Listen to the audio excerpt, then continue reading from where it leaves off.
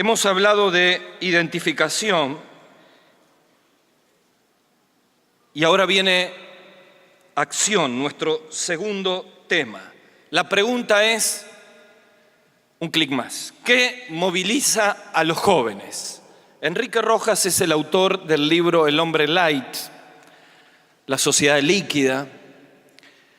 Este hombre escribió acerca de las características que mueven a los jóvenes en el tercer milenio. Si uno lee todas estas características, da la idea que este mensaje no tiene sentido.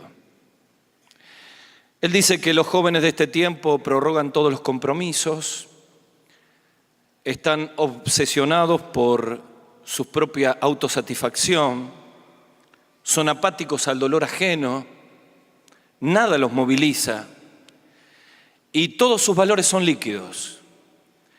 Y cuando uno lee todo esto dice, ¿cuánto esto influencia a la juventud cristiana? Porque si el tema de hoy es, hay que movilizarse, la pregunta es, ¿qué nos moviliza? ¿Qué moviliza a la juventud? Bueno, grandes conciertos, grandes eventos deportivos. El Mundial de Fútbol, por ejemplo, en Rusia, movilizó decenas y cientos de miles de personas en todo el mundo. Los grandes eventos movilizan. La pregunta es, si vamos a hablar de movilizarnos y a la acción para ser discípulos, ¿nos vamos a movilizar? ¿Qué tragedia sería que nos vayamos de este lugar sin la fuerza y la convicción de ponernos en movimiento? Voy a ser honesto, necesitamos un cambio de motor. Necesitamos un cambio de motor. Y para eso hay que subir al monte, a escuchar la gran comisión. El Señor había resucitado y los eventos habían sucedido en el corazón de todos los discípulos. Los 2 a Emaús que habíamos visto en la primer plenaria ya habían vuelto a Jerusalén. Ya había aparecido a María, a las mujeres, a Pedro, a más de 500. Y ahora les dice que tenían que ir a Galilea, a un monte. ¿Qué monte? ¿El monte Tabor? ¿El monte de las bienaventuranzas? ¿Qué monte? La Biblia no dice específicamente cuál es, pero dice que subieron al monte. Y yo voy a invitarles a que junto con los discípulos en esta segunda plenaria experimentemos un cambio de motor para que podamos movilizarnos a multiplicarnos con discípulos que hagan discípulos. Presumo que con el motor que tenemos ahora no nos alcanza. Así que vamos a Mateo 28, subimos al monte, un clic más. Pasamos, no va el video, un clic más. Y ahí quedamos. Mateo capítulo 28, versículo 16. Pero los 11 discípulos fueron a Galilea, al monte que Jesús había ordenado. Y cuando le vieron, le adoraron, pero algunos dudaban. Y Jesús se acercó y les habló diciendo, acá empieza el cambio de motor. Toda potestad me es dada en el cielo y en la tierra. Por tanto, id y haced discípulos a todas las naciones, bautizándolos en el nombre del Padre y del Hijo y del Espíritu Santo, y enseñándoles que guarden todas las cosas que os he mandado. Y aquí yo estoy con vosotros todos los días hasta el fin. ¿Por qué hablamos de un cambio de motor? Bueno, Satanás se preocupa que los cristianos trabajen fervientemente, pero trata de que no produzcan frutos en discípulos para Jesús. ¿Por qué necesitamos un cambio de motor? Porque vivimos en una época de gran actividad, de agitación espiritual, pero de escasa cosecha de discípulos. Necesitamos subir al monte para un cambio de motor. Y es lo que Jesús hace con los discípulos. Serían los que cambiarían el mundo. Muchos de ellos darían su vida por la causa del Evangelio. Se multiplicarían en una forma asombrosa. Siempre hablamos de la extraordinaria multiplicación del primer siglo. 3.000, 5.000, miles. Pero si ustedes estudian la historia, la mayor multiplicación ocurrió en el siglo III, entre el 250 y el 300 después de Cristo. antes que Constantino oficialice la religión evangélica. No había redes sociales, no había telecomunicaciones, no había manera de que la gente lo haga en forma masiva. El milagro ocurrió en una multiplicación de 1 a 1. Pregunta del millón: ¿cómo alcanzamos el mundo? Alguno dirá, bueno, lo que tenemos que hacer, Gustavo, es que si hay 7.000 millones de personas, más o menos, necesitamos mandar cientos de miles de misioneros a todo el mundo y con eso llenamos el evangelio.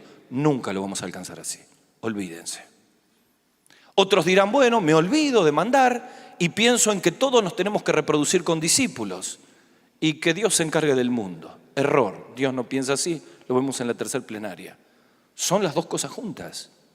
Es un salir de obra misionera y es mientras estamos acá en este tiempo, nosotros somos parte de esa gran comisión. Si vos creés que esto es para algunas personas elegidas y iluminadas, necesitas un cambio de motor. Si llevas 15, 10, 8, 5 años de vida cristiana y todavía no ganaste un discípulo, necesitamos un cambio de motor. Si nuestra vida está estancada y no nos enfocamos en lo trascendente, necesitamos un cambio de motor. Necesitamos subir al monte y junto con Jesús recibir 4 impactos y darle 4 respuestas al Señor para que nos movilizamos. Esto es un cambio de motor. Pasamos a la otra placa. Ahí está el monte y ahí está la acción. Vamos una más. Este hombre, Oswald Chambers, escribió: si por medio de un corazón quebrantado Dios puede llevar a cabo sus propósitos en este mundo, entonces ¿por qué no darle gracias para que me quebrante a mí en esta mañana y yo pueda ser parte? ¿Cómo logramos el cambio de motor? Más acción, dale. Número 1, 4 decisiones, dale. Primero, necesitamos iniciativa divina y nuestra respuesta tiene que ser percepción. 2, necesitamos una intimidad renovada y nuestra respuesta tiene que ser más pasión. 3, necesitamos una inversión eterna y nuestra respuesta tiene que ser un proceso de discipulado. 4, necesitamos una interrelación cooperativa entre todos para cumplir esta gran comisión. 4 impactos que Jesús hace en el monte, que quiere hacer en nuestra vida, y 4 respuestas que le tenemos que dar en esta mañana para ponernos en la acción. Vamos a la primera de ellas. Pasamos a la otra placa.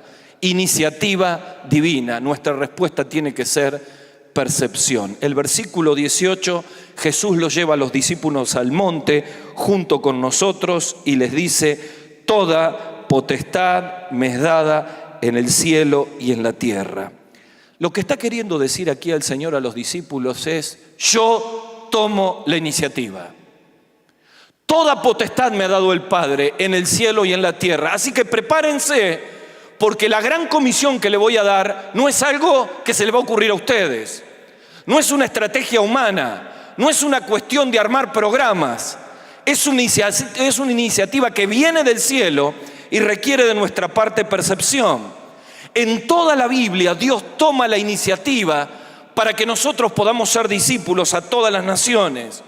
Todos los proyectos de Dios en la Biblia tuvieron que ver con la iniciativa de Dios en todas las generaciones. Escuchamos una y otra vez esa frase que dice: cada generación es responsable de alcanzar con el Evangelio de Jesucristo a su propia generación. Pregunta: ¿cómo lo vamos a hacer? Solamente con un motor que viene directamente de parte de Dios. Si pensamos en generaciones, por ejemplo, nos podemos parar en Deuteronomio capítulo 34, en el Monte Nebo, el pico más alto de la cadena montañosa de Abarim. Allí está Moisés. Mira la tierra prometida de lejos. Tiene 120 años.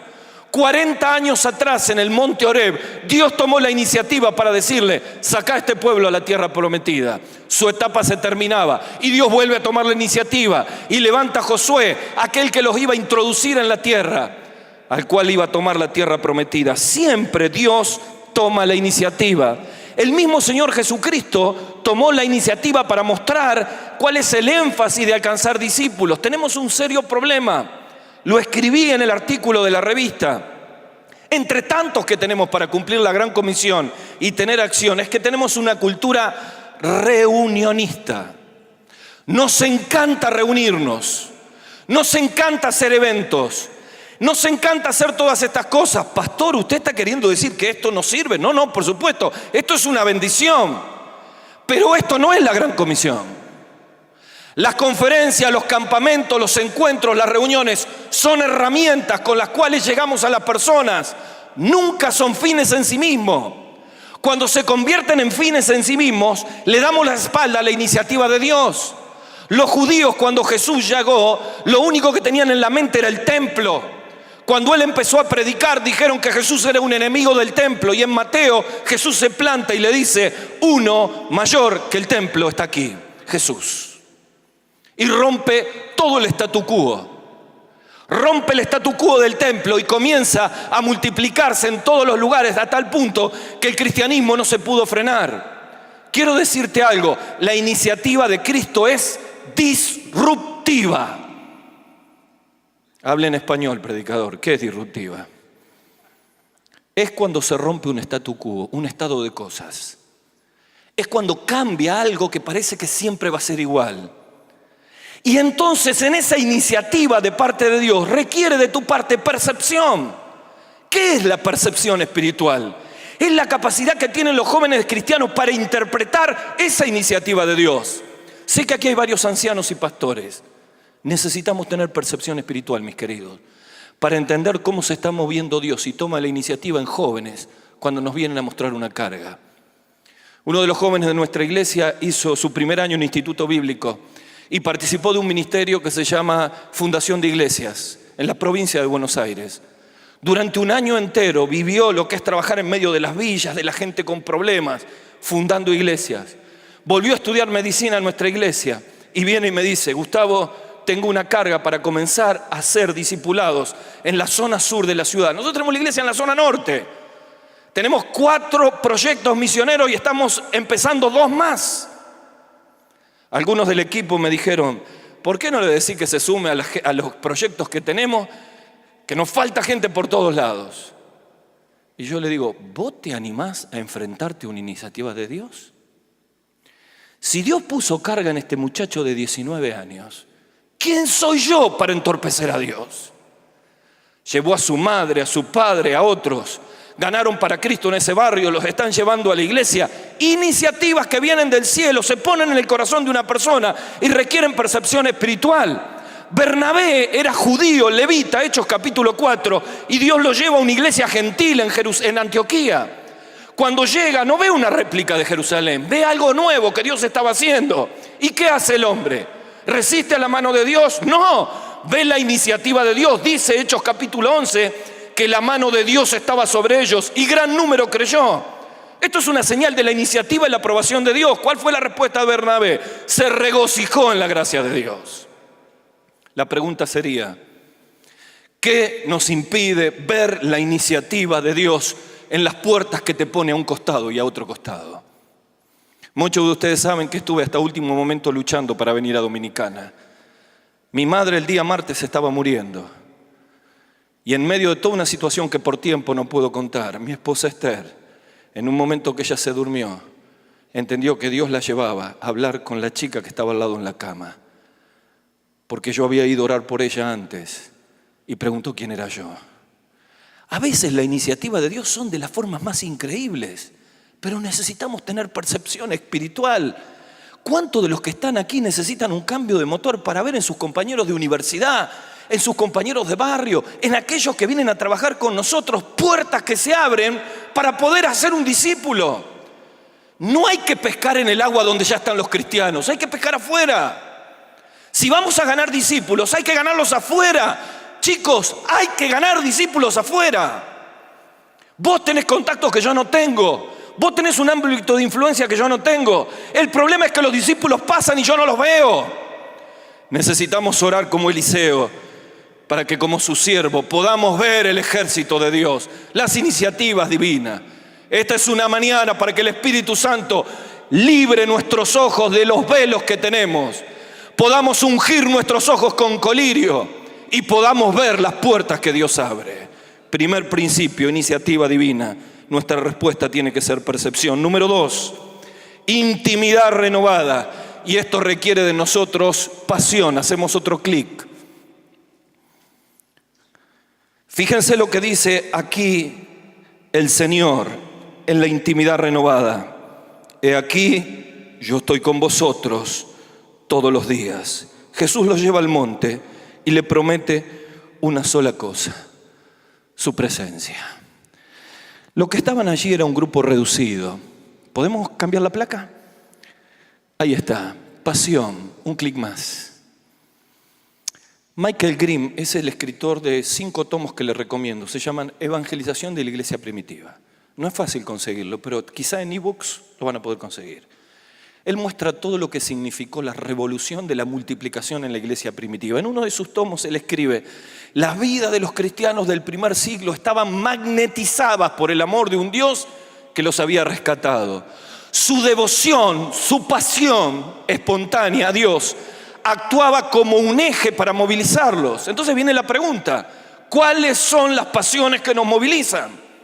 Porque las pasiones son el resultado de lo que está en el corazón. Cristo necesitaba hacerle entender a esos hombres que Él iba a estar con ellos y que su amor iba a ser el motor para que puedan moverse para ser discípulos. Pero en ese cambio de motor no solamente tenía que lograr percepción, sino pasión. ¿Qué es pasión? Es lo que moviliza tu vida. Un autor escribió: toda vida que merece ser biografiada ha tenido una pasión dominante, y en esa pasión se le consumió su vida. Si Cristo no es mi pasión dominante, es porque hay otras pasiones que ocupan el lugar de Cristo. Si en esta mañana no traes ese ídolo que está en tu corazón a los pies del Señor, si no lo derrocás, si no lo tumbás como Gedeón cuando fue al living de la casa de su padre y tumbó todo el altar para poder ser utilizado por Dios, ese ídolo, eso que ocupa el lugar de Cristo, es un motor de pasiones equivocadas que consumen tus días, que consume tu juventud. Pablo escribe claramente el motor y la pasión de la intimidad del Señor. Él dijo: el amor de Cristo nos constriñe. El amor de Cristo no me deja alternativa. El amor de Cristo me moviliza en una sola dirección, y por todos murió, para que los que vivan ya no vivan para sí, sino para aquel que murió y resucitó por ellos. Quiero decirte que necesitamos que en esta mañana haya un terremoto en nuestra intimidad. Como escribe el profeta Habacuc, capítulo 3, versículo 16. Él dice: oí tus palabras y se conmovieron mis entrañas. ¡Wow! Eso es un terremoto. Oí tus palabras y se conmovieron mis entrañas. Una mujer escribió: el secreto de la vida es la vida en secreto. El secreto de la vida es la vida en secreto, flaco. Es así. Yo estoy con ustedes para esta labor. Y se moviliza la pasión. Y Cristo se convierte en algo que no se puede reemplazar. Un joven que todo el tiempo buscaba cosas en el mundo para que le pueda satisfacer. Llegó en un momento de su vida a encontrarse con el Señor de tal manera que iba a sus mañanas y estaba con su hora silenciosa, con su Biblia, con su devocional. Y un día su padre, por temor a que se aparte, le dijo: hijo mío, no dejes este lugar al Señor. Y él le dijo: todo lo que busqué en el mundo está acá. Y de esto no me voy más, porque acá encontré lo que buscaba afuera. Así somos, jóvenes. Teniendo el manantial de vida, hacemos cisternas rotas que no retienen agua. Jeremías capítulo 2. Por eso esto es una mañana donde podamos permitir, como el Señor lo hizo en los discípulos, un terremoto en nuestra intimidad. Y para eso hay que buscar al Señor, y para eso hay que apagar el celular, y para eso hay que desconectarse con el Wi-Fi y conectarse con el cielo. ¿Cuánto tiempo pasas con tu celular en el día? No me lo digas. Algunos tienen un tercer miembro con el celular. Un brazo, 2 brazos y el celular. Comen con el celular, viven con el celular, duermen con el celular.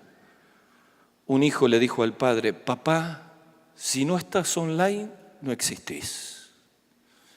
Tomo su frase: esto no es Biblia.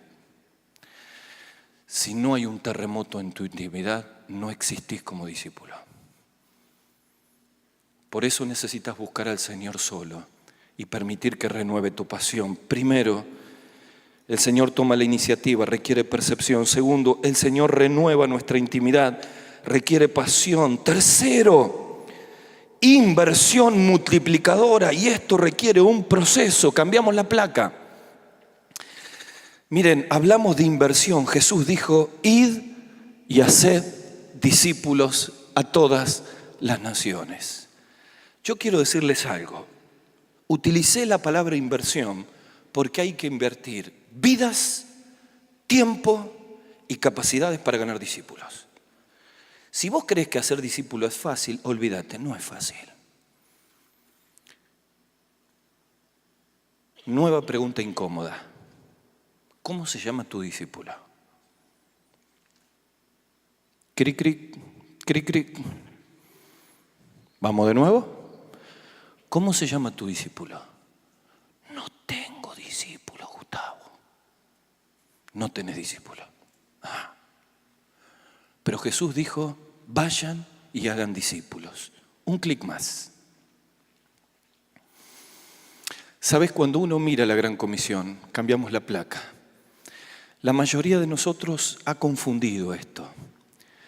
Piensa que el mandamiento es ir y el mandamiento es hacer discípulos. Y esto implica de nuestra respuesta un proceso multiplicador en una persona. ¿Qué es hacer discípulos? Es primero en el radar de nuestra vida clamar a Dios, primero diciendo: Señor, dame un discípulo. Si no oras para que Dios te dé un discípulo, nunca vas a tener un discípulo. Tiene que ser tu oración de todos los días: Señor, dame un discípulo. Y entonces esa oración va motivando tu vida para invertir, percibir y tener pasión. Prendo las antenas, prendo el wifi del cielo, empiezo con mi radar a buscar y me encuentro una mujer en el hospital, me encuentro un compañero de universidad, me encuentro a alguien que en medio de la vida aparece como un discípulo. Y le comparto el evangelio y ahí terminó todo. No, Señor. Y lo llevo a los pies de Cristo. ¿Y qué más? Y le enseño que guarden todas las cosas porque es un proceso. ¿Y qué más? Y le hago el discipulado. ¿Y qué más? Y lo animo a bautizarse. ¿Y qué más? Y trabajo con él para que él se reproduzca en otro discípulo. Este es el proceso multiplicador y en esto hay que invertir la vida. Tú me dirás: pastor, yo tengo el don de enseñanza y tengo una clase. Yo no te pregunté si tenés el don de enseñanza. El mandato es ir y hacer discípulos. Eso es un ministerio. Tú me dirás: pero yo soy pastor de la iglesia, tengo que administrar tantas cosas. Yo no te pregunto si sos pastor de la iglesia, te pregunto si tienes un discípulo. Pero mire, lo que pasa es que yo participo en la hora feliz, en el trabajo, en esto, en lo otro. Son dones y ministerios. Esto es un mandato de Dios. Va por encima de todo esto. El 1 de mayo es el Día del Trabajador. Y estábamos caminando con Esther. Y de pronto recibimos una llamada. Su discípula le dice: Esther, mi esposo está listo, es un contador público. ¿Pueden venir a hablarle de Jesús? Así, Es como: ¿qué debo hacer para ser salvo, no? Así que íbamos caminando y digo: bueno, ya, vamos para allá. Llego, estaba el mate argentino, el tintico de ustedes, cafecito, ¿no? Y se sienta y me dice: he visto el cambio de mi esposa, ¿qué tengo que hacer? Así. Así que lo llevé a los pies de Cristo y se convirtió. Listo, ya está. No, ya está, no. Ahora yo tengo que cargar con su vida. Y empezamos a hacer el discipulado. Y no crea que todo es fácil. En medio del discipulado hay una caída, quiere abandonar, tiene problema de matrimonio, esto, lo otro, y seguimos avanzando. Y ahora a la vuelta tenemos que hacer el paso 7 del discipulado. Y una vez cada tanto ya lo tenemos en la iglesia. Y ya están pensando ella en bautizarse. Es un proceso de tiempo. Ahora, yo sigo pastoreando la iglesia, sigo predicando el evangelio, sigo enseñando, tengo un grupo pequeño de 12 hombres, sigo haciendo la obra, pero tengo que tener un discípulo. Y me va a llevar tiempo integrarlo. Y cuando esté, tengo que empezar con otro discípulo y él tiene que hacer otro discípulo. Así funciona. ¿Entendés cómo funciona? Es un proceso. en el cual nos multiplicamos e invertimos la vida, esfuerzos. Claro, es un knockout a mi propio yo. Porque es más fácil quedarme en casa. Porque es más fácil solamente asistir a los cultos, que es una bendición, no hay que dejar de congregarse. Pero el llamado de hacer discípulos es horizontal, corta transversalmente toda la comunidad cristiana. Pastores, diáconos, ancianos, líderes evangelistas, grupos de adoración, los corta transversalmente. Yo soy parte del grupo de alabanza, canto, toco la guitarra, ensayo los miércoles, no importa, ¿cuál es tu discípulo? No tengo discípulo. Pedile a Dios un discípulo. Y cuando Dios te lo dé, mi querido, sabe que es un proceso que lleva tiempo, esfuerzo, vida, poder del Espíritu y multiplicación de otros. Claro. Si seremos más de 1000 en esta hora, ¿se imaginan si en el próximo año hacemos 1000 discípulos? ¿Qué le parece? Y en 5 años esos 1000 hacen otros 1000 discípulos. ¿Qué le parece? Y entonces sí podemos pensar en una obra transformadora. Si vamos a hablar de cambio de motor, hay que resetear la cabeza. Hay que poner la prioridad, hay que subir al monte, hay que escuchar al maestro que nos dice, vayan y hagan discípulos. La traducción correcta es yendo. Mientras van yendo, hacen discípulos. Algunos harán discípulos acá y después Dios los mandará a otro país y harán discípulos en otro país. Esta es la esencia del discipulado. Cenábamos con un matrimonio que está de misionero en Marruecos. No tienen templo porque no se pueden reunir, los persiguen, salvo una iglesia universal, donde van todos los cristianos que son turistas y extranjeros. Y yo le digo, ¿y cómo hacen ustedes la obra? Muy sencillo, vamos a una casa y hacemos discípulos. Y pedimos que se abra otra casa y hacemos discípulos. Y cuando los bautizan, los bautizamos en la bañadera del baño, porque no puede ser público, porque hacemos discípulos. Y pueden plantar una iglesia, Dios dirá más adelante, pero mientras tanto, la policía del país nos sigue, sabe dónde estamos, saben quiénes somos, pero estamos para ser discípulos. Porque ese es el llamado del Señor. Podrá en esta mañanita, cuando el tiempo ya ha avanzado, cada uno de nosotros sentir que Dios nos lleva a cada uno de nosotros a una inversión multiplicadora y podamos entender este concepto del proceso. Cuarto, ponemos otra placa más, una interrelación cooperativa. Dice, a todas las naciones. Miren, voy a hablar de esto en el tercer turno, porque yo quiero decirles, jóvenes, que durante muchos años yo fui una persona que no entendí esto. Cuando fundamos la iglesia con mi esposa Esther, yo tenía 25 años, tu edad, y mi esposa tenía 19, éramos 2 criaturas. Fuimos encomendados por la iglesia madre. Empezamos a hacer un club bíblico, una multiplicación tremenda, empezamos a hacer la cena del Señor una vez por mes, nos permitieron los hermanos, finalmente fundamos la iglesia. Con esa edad teníamos que atender personas que se querían divorciar, violencia familiar, abuso de menores. Salimos desesperados a hacer cursos de consejería para ayudar a las personas. Y estábamos tan obsesionados que la iglesia crezca, que cuando a mí me hablaban del mundo, que se ocupe otro del mundo, nosotros tenemos que crecer acá. Y solo pensaba en mi espacio. Y saben, el corazón de Dios es hacer discípulos en todo el mundo. Jesús murió por todas las personas. Y cuando comenzamos a hacer discípulos acá, nos preparamos para hacer discípulos allá. Y cuando hablo de una cooperación, de una interrelación cooperativa, ahí está el versículo de Hechos, capítulo 15, versículo 25, cuando quienes habían ya hecho la carta para que no se divida la iglesia en Jerusalén, en aquel famoso concilio de Jerusalén, y tenían que llevar a Antioquía y explicarla y leerla, aparecen 2, Silas y Judas, no Judas Iscariotes, ya estaba muerto, otro Judas. Y dice que llegaron, leyeron la carta y consolaron a los hermanos. Es decir, ellos eran de Jerusalén y cooperaron con Antioquía. ¿Cuántas iglesias hay aquí? 5, 6, 7, 8. ¿Cuántos grupos de jóvenes? Ninguna iglesia puede ganar República Dominicana sola, olvídense, no pueden. Necesitamos correlacionarnos, cooperar entre todos nosotros y tratar de alcanzar todos los discípulos que podamos. A veces tendremos que cooperar, hacer cosas juntos, a veces las hacemos individualmente, pero la misión de hacer discípulos traspasa toda República Dominicana, del norte al sur, en un llamado para todos. Subimos al monte, voy concluyendo. Subimos al monte y allá nos encontramos con el Maestro. Y necesitamos que cambie el motor. Pero ¿saben cuál es el problema? Muchos de nosotros estamos atrapados en nuestras propias cosas. Y mientras Cristo llama a multiplicarnos como discípulos, mientras Cristo nos muestra un mundo que se debate entre el infierno y la oscuridad, esperando que haya jóvenes que cambien el motor y decidan en esta mañana, solos con el Señor, decir: Señor, estoy dispuesto para que me cambies el motor y para que pueda ser alguien con el cual tú multipliques en un discípulo.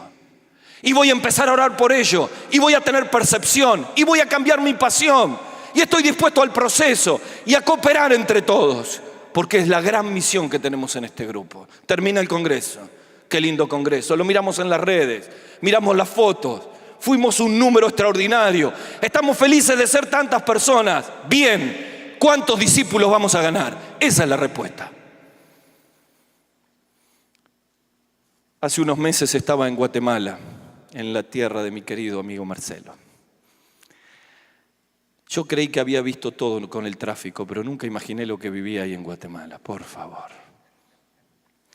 Estábamos con Oscar en su camioneta el viernes, con mi esposa y su esposa, en un trancón, en una congestión, a las 8:15 de la noche, y la reunión era a las 8:30. Antes de eso, cuando llegué, le dije: quiero hablar con AMG. No tengo el teléfono de él. Bueno, yo quiero hablar con él, conseguímelo. Me consiguió el teléfono. Lo llamo por teléfono y cuando me atiende, le digo: hola, AMG. Sí. Te habla el que te regaló la camiseta de fútbol de Unión de Santa Fe que utilizaste en la selva del Ecuador. ¿Qué? Te habla el que te regaló la camiseta de fútbol de Unión de Santa Fe. Es mi cuadro, es más importante que Independiente, que Racing, que Boca, que River, que todo. Yo tengo el micrófono, es así. Y te la regaló. Queda en silencio y me dice: Gustavo, ¿dónde estás? En Guatemala. ¿Y vos dónde estás? Estoy en la capital. Esta noche, en tal iglesia te espero, quiero hablar con vos. No lo puedo creer. Voy a estar. Eran las 8:15 y había un mar de autos. A 500 metros había otro creyente y el pastor se comunicaba con él y le decía: ¿se mueve? No, no se mueve. Dice: vamos a tener que ir por otro lado. Estiren la reunión hasta las 9 que llegamos. Y comienza con la camioneta, pasaban camiones, llovía, estábamos en subida. Da la vuelta con la camioneta, hacemos 50 metros, otro mar de autos para el otro lado. Y me dice: no llegamos. Y yo lo tenía a AMG acá. Y me mira y me dice: son 4 kilómetros en subida. ¿Te animás a correr? Yo pensé en la promesa: aquellos que esperan al Señor tendrán nuevas fuerzas. Levantarán alas, correrán. Yo estaba con saco y corbata, zapatos, agarro la Biblia, la pongo en la mochila de él. Y este flaco empezó a correr y yo corría. Le digo: Señor, dame oxígeno. Y corrimos. Hay 1,5 kilómetros esquivando autos. En medio de la ruta mi esposa quedó con su esposa allí y llegaron al final. Impresionante. Corríamos, no dábamos más. Y de pronto un bus. Saltamos al bus. Toda gente de trabajo, nosotros con saco y corbata, llenos, mojados, nos sentamos. ¿Tenés plata? ¿Tenés dinero? No tengo dinero. Una señora nos dio dinero que iba a la iglesia. Llegamos al lugar, cruzamos la avenida. Cuando llegué a la reunión me dieron una toalla. Estaba en una música especial. Le digo: Señor, ayúdame. Y subo al púlpito. Así de loco. Y empiezo a predicar y allá atrás no veía. Y hago un llamado de volver al Señor. ¿Quién vino entre las sombras? AMG.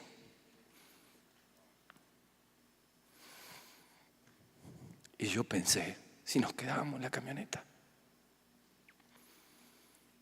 Estás luchando por seguir a Cristo. Y ¿sabes? Yo pienso que muchos de nosotros estamos atrapados en el carro de nuestra vida, con un Cristo que nos dice, salgan a correr la carrera que tienen por delante, puestos los ojos en Jesús. Y nosotros no abrimos la puerta. Estamos atrapados en nuestros egoísmos, en nuestras iglesias, mientras el mundo se pierde. Y la pregunta es, ¿estás dispuesto a correr? Por eso quiero invitarte en esta mañana, para terminar, que abras la puerta y corras con Cristo a ganar discípulos. Vamos a orar todos con la cabeza inclinada.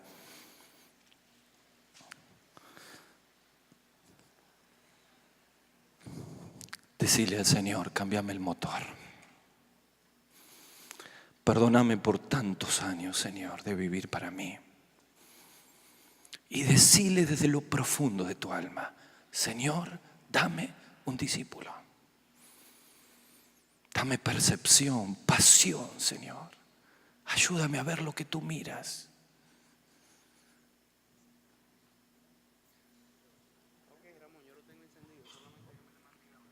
Y yo siento que en este momento Dios abre la puerta del carro de nuestra vida.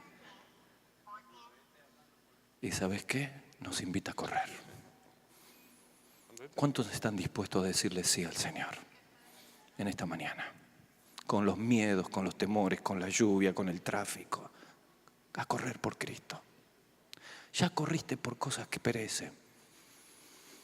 ¿Estás dispuesto a invertir tu vida mientras Él te llama del monte? Los que estén dispuestos en esta mañana a ser discípulos, a que Dios los tome y los multiplique, hagan un acto de fe y pónganse de pie. Está aquí enfrente.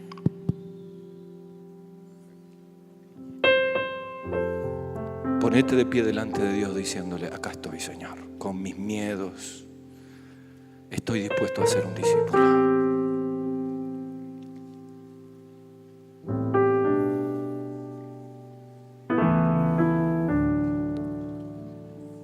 Y ponete a orar y ponete a correr, que Jesús te abre la puerta.